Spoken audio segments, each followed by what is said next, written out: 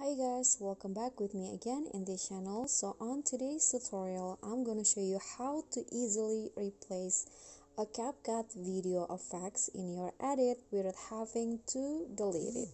So here I have already import a video, and this video already have uh, some video effects on it. So here, okay, so I've already add two video effects at the beginning and also at the end.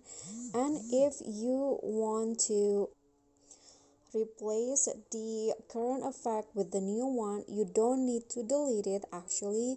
So what you guys need to do is just click on the effects that you want to replace, and here there will be an option to replace the effect.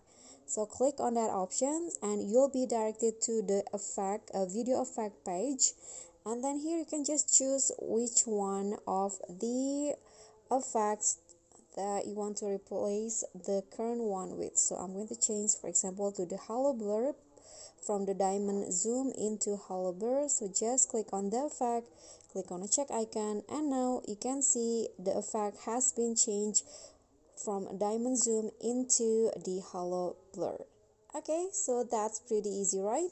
That's all from me. Thank you so much for watching. Please don't forget to subscribe, like this video, comment, and also click on the thanks button below. Bye.